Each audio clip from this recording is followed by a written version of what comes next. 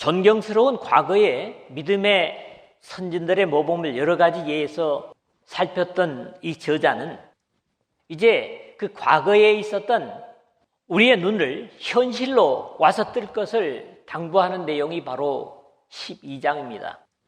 과거의 그 믿음의 조상들을 봤던 눈을 가지고 와서 우리 자신을 살피자는 거지요. 당시에는 그리스도인들이 엄청난 박해 아래 있었고 그런 이유에서 과거 죽음으로 믿음을 지켰던 선진들의 모범도 중요하지만 지금 그들이 당면하고 있는 그 1세기를 얘기하는 겁니다. 고난과 위기를 해결하는 것이 사실 관건이었습니다. 물론 수많은 과거의 믿음의 선진들을 거론한 것도 바로 그들이 당면한 박해를 그들의 조상들의 믿음을 본받아서 이기도록 도전하는 것이라는 이해도 아마 크게 다르지 않을 겁니다.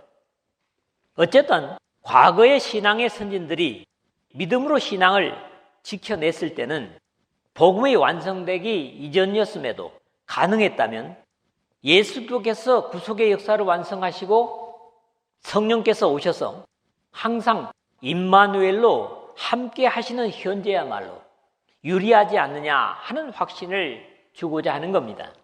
이런 입장에서 과거 갈대아 우르에서 아브라함을 불러내실 때는 어떤 것도 보이거나 손에 잡히지 않았음에도 하나님의 지시와 말씀을 순종했던 아브라함은 이런 입장에서 믿음의 조상이라고 하는데 전혀 손색이 없습니다. 복음이 완성된 우리가 갖는 확신을 요한은 이렇게 표현을 하지요. 태초부터 있는 생명의 말씀에 관하여는 우리가 들은 바요, 눈으로 본 바요, 자세히 보고 우리 손으로 만진 바라. 요한일서 1장 1절에 표현하는 것과 많이 다르지 않습니다. 그리고 별빛처럼 희미한 언약의 실마리를 아들 이삭과 야곱으로 이어가며 믿음을 상속할 수 있었던 것은 사실 오늘 우리 시대를 보더라도 대단한 결단이고 도전이었음을 확신할 수 있습니다. 대개의 경우 우리가 누구를 떠올려야 할 때는 극단적인 기쁨이나 어려움을 겪는 그런 경우죠. 마치 오늘 본문을 상황적으로 생각해 보면 1세기에 이스무스 경기장에 수많은 사람들이 둘러앉아 있고 그 가운데는 열심히 다름박질하는 육상 선수의 모습을 떠오르게 합니다. 물론 여기에 구름같이 모여있는 군중들은 이미 과거에 육상 경기를 치르고 모두가 승리한 기록을 가지고 있는 믿음의 달리기 선수로서의 선배들입니다. 모습으로는 구름같이 둘러싼이라고 하였지만 그곳에 수많은 관중들의 소리도 크게 들리는 듯합니다. 마치 요한 사도가 하늘에서 하나님을 찬양하는 소리를 표현하는 것과 같지요. 또 내가 들으니 허다한 무리의 음성도 같고 많은 물소리도 같고 큰 뇌성도 같아서 가로되 할렐루야 주 우리 하나님 곧 전능하신 이가 통치하시도다. 요한계시록 19장 6절 그리고 14장 2절에서도 읽어볼 수가 있죠.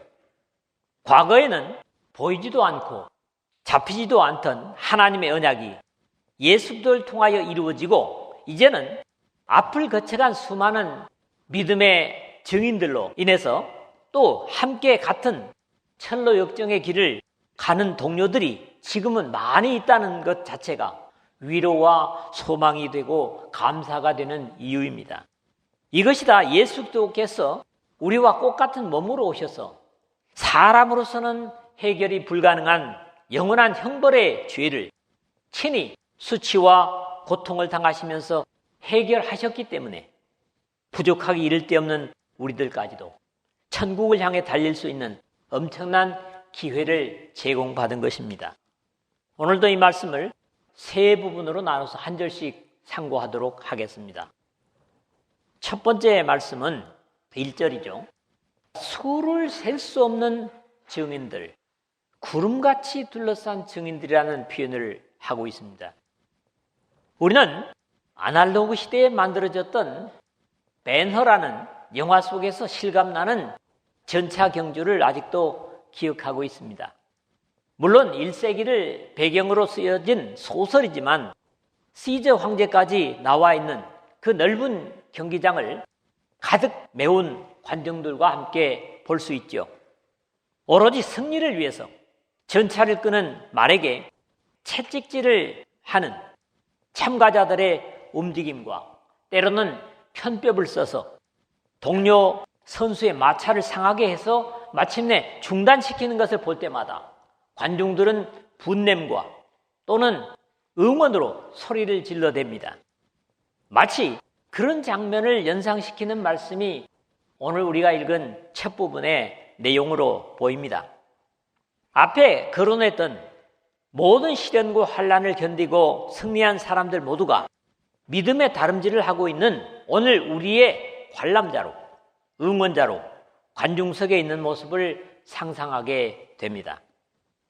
즉 평가자로, 응원자로 우리의 다름질을 지켜보고 있는 믿음의 선진들을 의식하며 법대로 열심히 최선을 다하는 나를 보고 환호성을 보내고 있는 것도 상상할 수 있지요. 경기는 가장 중요한 두 가지가 감당돼야 합니다. 그것이 바로 경기하는 자가 법대로 경기하지 아니하면 승리자의 관을 얻지 못할 것이며 하는 디모데후서 2장 5절의 말씀과 부지런하여 게으르지 말고 열심을 품고 주를 섬기라 하는 로마서 12장 11절의 내용입니다. 이겼다고 해도 법을 어겼으면 그 승리는 헛것이 되고 아무리 법을 완벽하게 지켰다고 해도 이기지 못했으면 승리할 수 없는 겁니다. 특히 이것은 성경이 우리에게 계속해서 경계해주고 있는 교훈입니다. 그럼에도 이것은 또한 하나님께서 그를 사랑하시는 자들에게 이미 약속하신 이김이죠. 진리를 따라 순종하려고만 한다면 우리 자신의 힘이 아니라 임마누엘을 통해서 반드시 승리를 언약하고 계시기 때문입니다. 우리 주 예수 그리스도로 말미암아 우리에게 승리를 주시는 하나님께 감사하노니 그러므로 내 사랑하는 형제들아 건실하며 흔들리지 말며 항상 주의 일에 더욱 힘쓰는 자들이 되라. 이는 너희 수고가 주 안에서 헛되지 않을 줄 알미라. 고린도 전서 15장 57절 58절에서 격려를 우리가 듣게 됩니다. 이러므로 우리에게 구름같이 둘러싼 허다한 증인들이 있으니 1절 상반절에 그랬는데 과거 믿음의 선진들은 이름이나 3인칭으로 거론하던 이 히브리서 기자는 이제 이 서신을 쓰고 있는 자신을 포함해서 1인칭인 우리에게 라는 직접적인 표현으로 옮겨옵니다. 그러므로 여기에 나타나는 구름같이 둘러싼 허다한 증인들은 과거 그 믿음의 증인이 아니라 바로 오늘 우리의 증인들인 겁니다. 사실 과거 그분들에게는 증인이 없었고 오로지 하나님의 언약만 있었습니다. 그렇기 때문에 이러한 사실이 오늘 우리의 의무가 더 크고 막중함을 뜻하기도 하는 거지요. 여기에 중요하고 중심이 되는 표현이 증인, 이 문자적으로는 증인입니다. 마르티스라는 말인데 사법상의 어떤 것들 이런 의미도 되고요. 유추적으로는 순교자라는 표현으로 의미적으로 접근한다고 하면 하나님의 심판대 앞에 증인이 될 수도 있고 먼저 믿음 때문에 이미 순교를 당하기까지 한 승리자들이라고도 볼 수 있습니다. 그런 이유에서 오늘 믿음으로 산다고 하는 것은 이 엄청난 증인들을 모시고 확인하는 정도까지의 환경이라고 할 수 있겠습니다. 그러므로 과거 같은 히브리서 6장 15절에서 저가 이미 오래 참아 약속을 받았느니라, 오래 참아 약속을 받았다 하는 사실은 우리가 비교될 수 없는 도전이 필요했을 것입니다. 오늘 우리에게 구름같이 둘러싼 허다한 증인들은 철로 역정의 다름질을 하는 우리를 보면서 법을 어길 때, 만약에 우리가 법을 어길 때 그렇게 하면 안 된다, 그렇게 경고하는 것이고 게으르면 역시 그래가지고 안 되지, 열심을 내라, 격려하고 있는 모습을 상상할 수 있겠습니다. 아니, 이 증인들은 먼 과거의 믿음의 조상일 뿐만 아니라 믿음으로 먼저 살다 가신 나의 아버지일 수도 있고 나의 어머니일 수도 있습니다. 이 구름같이 둘러싼 증인들 가운데는 말이죠. 모든 무거운 것과 얽매이기 쉬운 죄를 벗어버리고 1절 중간에 그랬는데, 이것은 무엇보다도 천국을 향하여 다른 박제라는 우리의 장애 요소가 되는 것을 벗어버리라고 하는 그런 교훈입니다. 달리는 사람이 너무 많은 것을 가지고 뛴다면 잘 달리지 못할 겁니다. 완전군장을 하고 행군을 하는 군인들이 힘겨워하는 이유가 바로 그거죠. 그럼에도 오늘 우리는 하나님의 나라를 향해 다름질 한다고 하면서도 너무 많은 것을 걸치고 뛰려고 하는 것 같습니다. 그러니 힘겨워하고 또 제대로 뛰지 못하고 넘어지기도 합니다. 그런 것들 중에 가장 흔한 것이 세상의 부와 명예 같은 것들입니다. 바울은 디모데에게 부하려는 자들은 시험과 올무와 여러 가지 어리석고 해로운 욕심에 떨어지나니 곧 사람으로 파멸과 멸망에 빠지게 하는 것이라. 돈을 사랑함이 일만하게 뿌리가 되나니 이것을 탐내는 자들은 미혹을 받아 믿음에서 떠나 많은 근심으로서 자기를 찔렀도다. 디모데전서 6장 9절에서 10절에 경계하고 있습니다. 실제로 세상에서 돈이 많고 부하게 되고 명예롭게 되면 그것을 관리하는 데 더 신경을 쓰게 되고, 심지어는 그것에서 잡혀서, 그런 것들에 잡혀서 천국을 던져버리는 안타까움도 얼마든지 있습니다.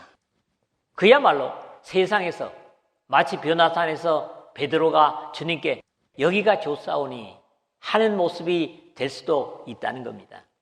여기서 특별히 무겁고 얽매이기 쉬운 죄를 지적하고 죄를 벗어버리라고 교훈을 합니다. 역시 하나님의 나라를 향해 가는 데 있어서 가장 장애가 되는 것은 죄이기 때문입니다. 그러므로 하늘 가는 길이 밝을 수 있는 것은 죄를 잘 어쩌면 해결하는 것입니다. 막연한 회개나 세상에 내맡기는 삶이 아니라 말씀과 성령과 더불어 죄를 늘 벗어버려서 천국행 다름질이 가벼워야 할 것을 우리에게 당부하고 있는 겁니다. 그럼에도 거기에는 그것이 다가 아닙니다. 인내로서 우리 앞에 당한 경주를 경주하며 1절 하반절은 그랬죠. 우리의 달려갈 신앙의 길이 결코 단거리 경주인 100m 경주가 아니라 평생의 마라톤이기 때문에 인내로 경주해야 하고 또 각자에게 맡겨진 경주가 다르기 때문에 나에게 맡겨진 신앙의 과제를 잘 감당하라고 하는 당부입니다. 여러분, 지금 여러분들 각자가 고달프고 힘겹게 세상에 있는 것 같지만은 구름같이 둘러싼 믿음의 선진들이 여러분의 삶을 지켜보고 있다는 사실을 꼭 기억하시길 바랍니다. 두 번째 말씀은 2절입니다. 우리가 제목으로 선택한 말씀이죠. 영원한 우리의 모범, 바로 예수 그리스도십니다. 3장 1절에서는 그러므로 함께 하늘의 부르심을 받은 거룩한 형제들아, 우리가 믿는 도리의 사도이시며 대제사장이신 예수를 깊이 생각하라 하는 당부를 한 바 있는데, 여기서는 생각을 넘어서 바라보자 이렇게 격려를 하고 있습니다. 물론 생각하는 대상으로서의 예수 그리스도와 바라봐야 할 대상으로 예수 그리스도를 표현하는 것도 약간은 차이가 있습니다. 믿음의 주요 또 온전케 하시는 이인 예수를 바라보자 그랬는데, 여기 한 가지 독특한 것은 일반적인 주인이라고 하는, 주로 신약 성경에 쓰인 퀴리오스라는 그런 단어가 쓰인 것이 아니라 아르케고스, 시작하다, 지배하다, 이런 주라는 표현이 쓰이고 있어서 모든 믿음에나 순종에 있어서 시작이요 모범을 보이신 예수 그리스도를 강조하기 위해서 이런 표현을 쓴 것 같습니다. 앞에서 거론했던 모든 믿음의 조상들보다도 더 확실한 믿음을 가지셨던 분이 바로 예수 그리스도이실 겁니다. 과거 믿음의 조상들에게나 오늘 우리에게나 한결같이 아버지 하나님께 대한 신뢰와 믿음으로 온 인류를 구원할 수 있는 완전한 희생을 십자가에서 감당하신 분이 바로 예수 그리스도십니다. 이 사실에 대한 바울의 고백이 그는 근본 하나님의 본체시나 하나님과 동등됨을 취할 것으로 여기지 아니하시고 오히려 자기를 비워 종의 형체를 가지사 사람들과 같이 되셨고 사람의 모양으로 나타나사 자기를 낮추시고 죽기까지 복종하셨으니 곧 십자가에 죽으심이라. 빌립보서 2장 6절에서 8절의 감격입니다. 믿음의 사람들에게는 이 내용을 아무리 반복해도 감격이 되는 고백이고 모범이 되는 헌신이고 주님께서 그러셨다면 나는 더욱 그래야 되지 않는가 하는 도전이 되는 말씀입니다. 하나님 아버지에 대한 완전한 신뢰의 모범이기 때문에 먼저 세상에서 믿음을 지키다가 이미 안식에 들어가 있을 믿음의 조상들에게나 오늘 같은 믿음으로 나머지 주어진 믿음의 선한 싸움을 싸워야 할 우리에게도 끊임없이 바라봐야 할 모범이 되시는 분이 바로 우리 주님이십니다. 다만 바라봐야 할 모습에 뿐만 아니라 오늘 우리의 초라하게 이를 데 없는 나를 위해서 누가 정죄하리요 죽으실 뿐 아니라 다시 살아나신 이는 그리스도 예수시니 그는 하나님 우편에 계신 자요 우리를 위하여 간구하시는 자시니라. 로마서 8장 34절에 하심으로써 우리 자신을 계속해서 온전케 하기 위한 역할을 하나님 우편에서 하고 계십니다. 이런 이유 때문에도 온전하게 하시는 이인 예수를 바라보자라는 호소에 감격이 되는 겁니다. 우리가 불완전하고 온전치 못할 때 하나님 우편에서 우리를 위해서 간구하시는 주님을 바라볼 필요가 있다는 얘기죠.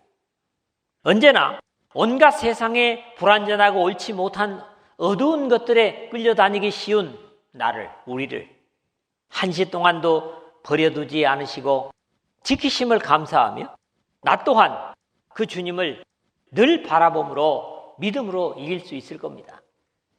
그는 그 앞에 있는 기쁨을 위하여 십자가를 참으사 부끄러움을 개의치 아니하시더니 그랬죠.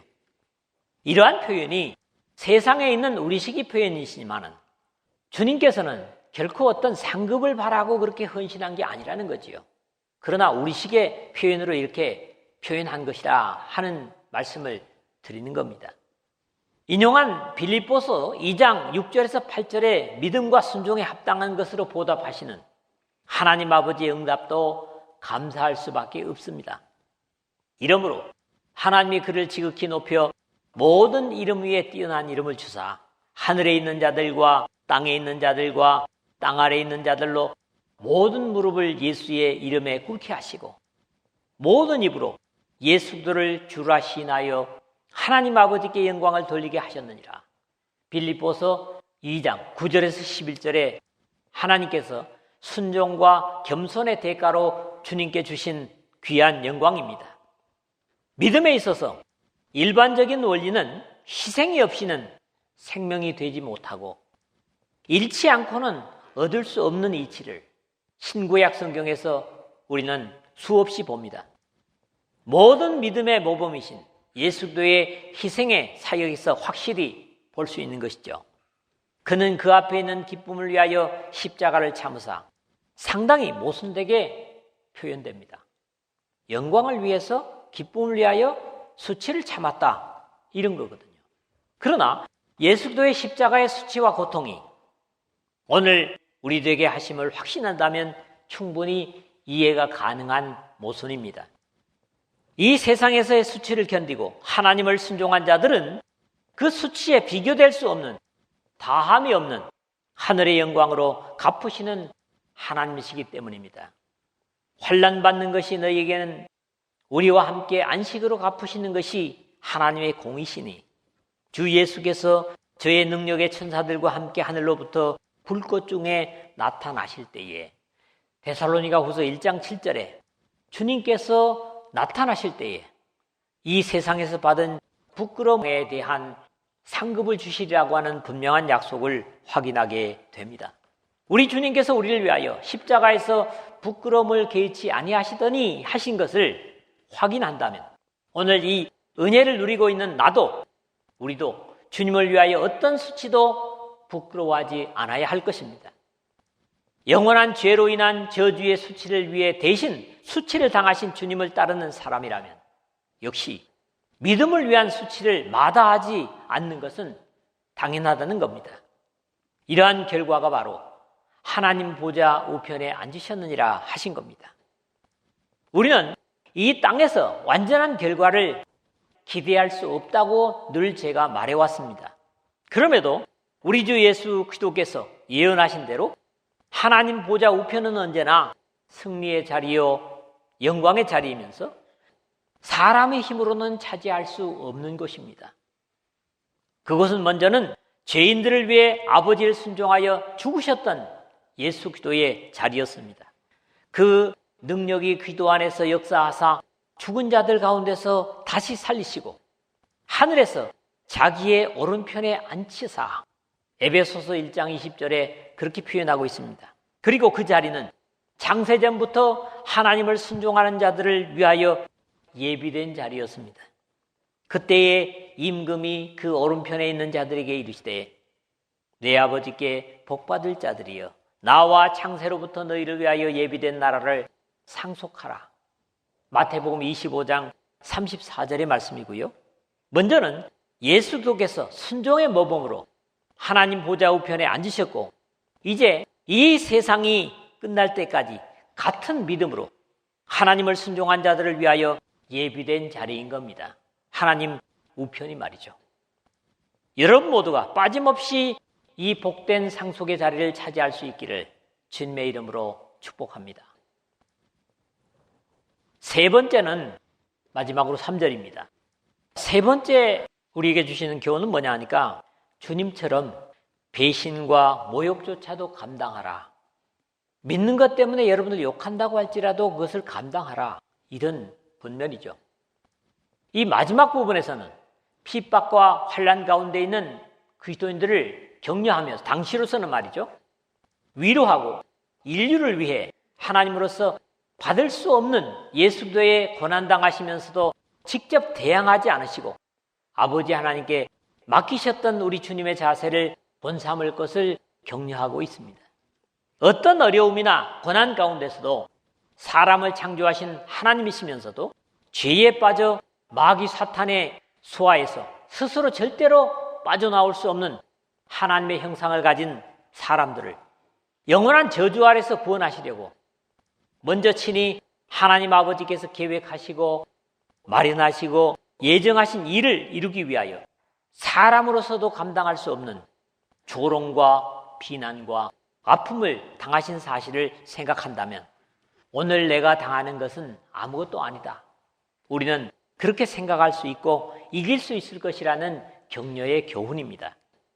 너희가 피곤하여 낙심하지 않기 위하여 계속되는 어려움이나 고난에서 지속적으로 그것을 감당하는 것이 연약한 사람으로서는 결코 쉽지 않습니다. 특히 믿음으로 산다고 하는 우리도 계속되는 어려움에는 왜 나만 이렇게 어려움을 당하는 건가 낙심할 수 있다는 데서 이런 격려가 필요합니다. 왜 나만 겪는 고난이냐고 뭐 이런 노래도 있죠. 실제적으로 우리가 어려움을 당할 때 그렇거든요. 다른 사람 다 멀쩡한데 왜 나만 이렇게 힘드는가 그러거든요. 앞에서도 인용한 바 있지만 이는 하나님의 공의로운 심판의 표요 너희로 하여금 하나님의 나라에 합당한 자로 여김을 받게 하려 하매니 그 나라를 위하여 너희가 또한 고난을 받느니라. 하나님의 영광의 나라를 위해서 또한 고난도 받는다. 너희로 환난을 받게 하는 자들에게는 환난으로 갚으시고 환난 받는 너희에게는 우리와 함께 안식으로 갚으시는 것이 하나님의 공이시니 데살로니가후서 1장 5절에서 7절 상반절에 약속을 확인할 필요가 있습니다. 죄인들이 같이 자기에게 거역한 일을 참으신 일을 생각하라 그랬는데 예수께서 십자가에 달려 계실 때 주위에 온갖 사람들이 다 저주와 조롱을 퍼부었습니다. 제자들이나 그를 섬기는 사람은 한 사람도 칭찬하거나 찬송하는 사람이 없었던 겁니다.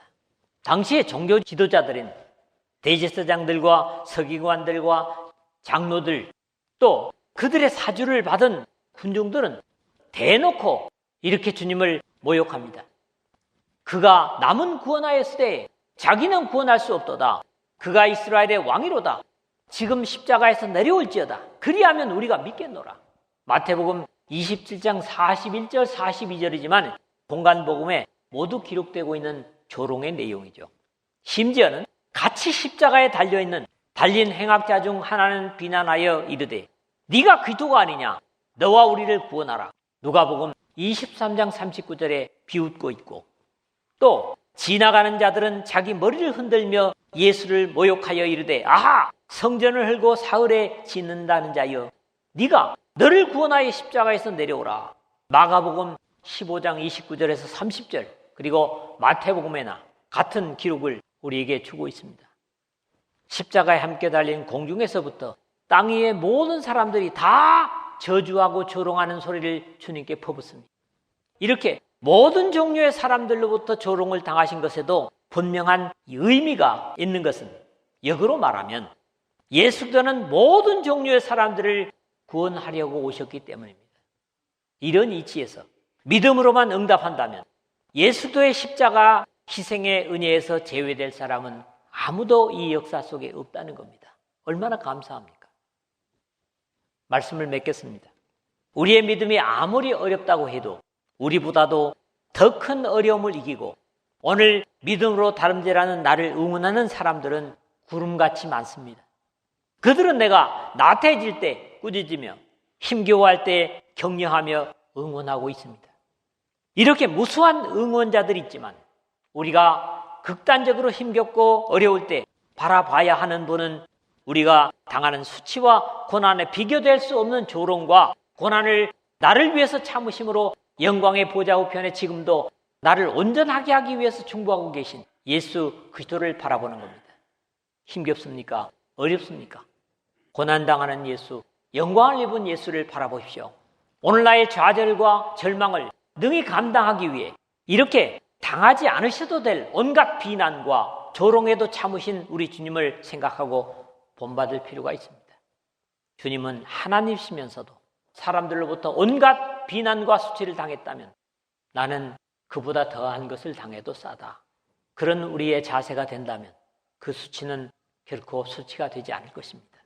그럴 때 반드시 승리하는 믿음의 경주가 될 것입니다. 여러분 모두가 여러분의 신앙의 경주를 완주하는 그 순간까지 우리에게 둘러싼 증인들을 바라보고 나를 나되게 하기 위해서 고난당하시고 영광을 입으신 예수 기도를 바라보십시오. 그러므로 오늘의 현실을 이기고 마지막 영광에 모두가 참여할 수 있는 사람들 되시기를 주님의 이름으로 축복합니다.